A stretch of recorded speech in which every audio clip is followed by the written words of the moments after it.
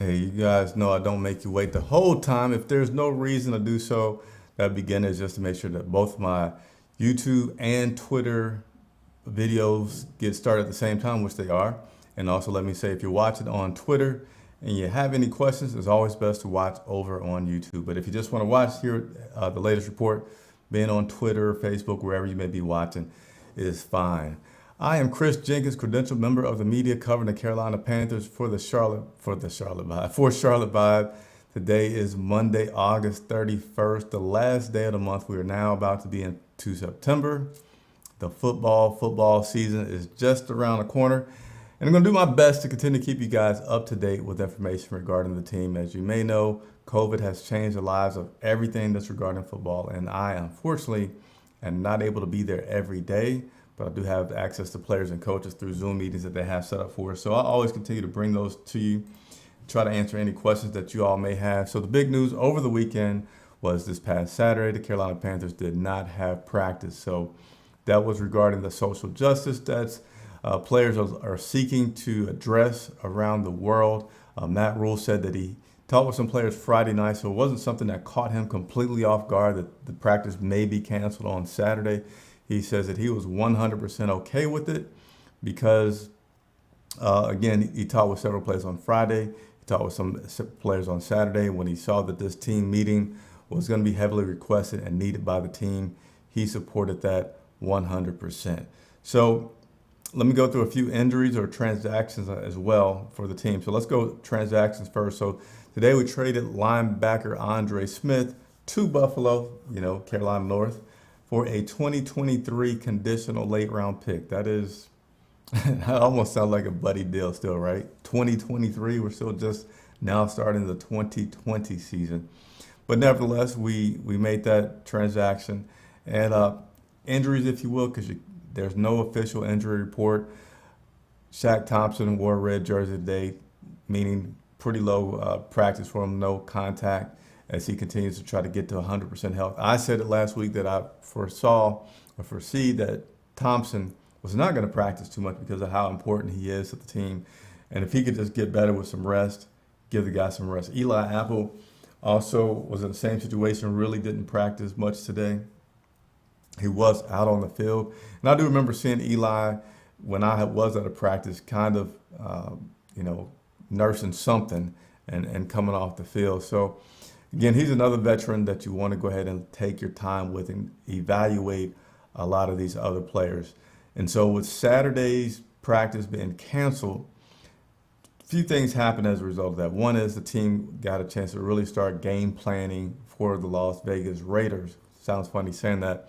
But with that, they're not yet getting the players exactly in that mode of prepping for the Raiders. They're still doing some talent evaluation. So what they've had to do with missing on Saturday was to kind of alter practice today and on Tuesday. Coach Rule stating that the practice today was was their best practice they've had so far. It was more physical.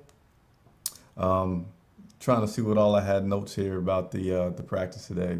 Man, yeah, so it was a lot of live work, a lot of situational work, and it was much more a physical work to make up for that lost practice. He's assuming that he's going to try to do the same thing tomorrow. Won't be able to notch it up as much because he still needs to keep these guys from getting banged up too much during this preseason. But this last week, they're going to be prepping to figure out who those last remaining roster spots are. Rule feels that he has about 5 to 6 guys that are really fighting for those last spots.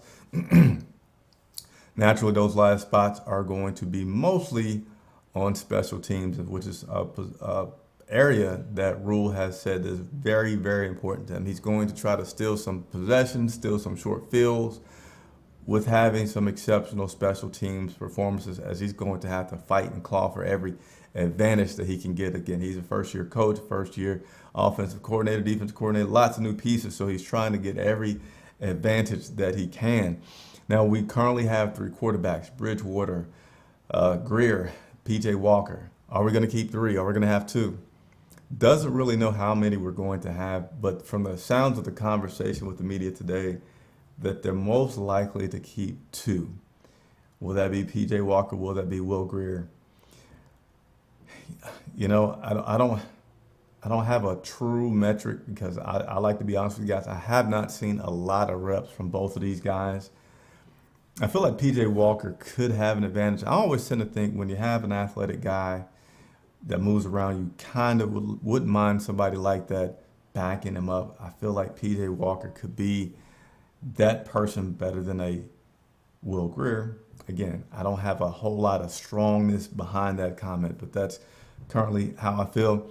Also, mentioning that the first game of the season, they will have no fans, unfortunately. There will be no fans when they play the Las Vegas Raiders, whom, ironically, their owner stated earlier this preseason that he felt like it was completely unfair to have anything other than either a full stadium or an empty stadium, just from a business standpoint, and his ticket payers not wanting to do that.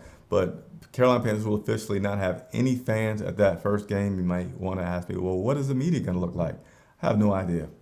Have not heard yet exactly what the media opportunities will be like, but everything that I can do, I will do and bring that to you guys. I think that about sums it up for the notes from today. They'll continue to get back at practice tomorrow. They're trying to treat this week like a game week to get those players used to it. And again, they're not going to have fans in the stadium. Doesn't feel like that's going to be a big shocker. That's something that they knew was up in the air to begin with. So there's always been lots of noise at every single practice. They simulate fan noise, they simulate commercials, they simulate music. There's all kinds of things that they can to try to prepare for what they don't know what's going to be ahead in terms of that fan coverage in the stadium. And they're also going to treat this week as much as possible like a game week in terms of the practice and the preparation. Now, they're not going to be game planning for the Raiders, but they're just going to be trying to get players used to that game week routine so that they can just be prepared for the season. That's all I have for you guys today. I invite you to hit that subscribe button, hit the like button, hit the bell notification so that you can go live with me when I go live as I continue to bring you coverage about this Carolina Panthers team. Shouts out to Alta Moore. Appreciate you tuning in, and everybody else. Enjoy your Monday night. I'll see you tomorrow.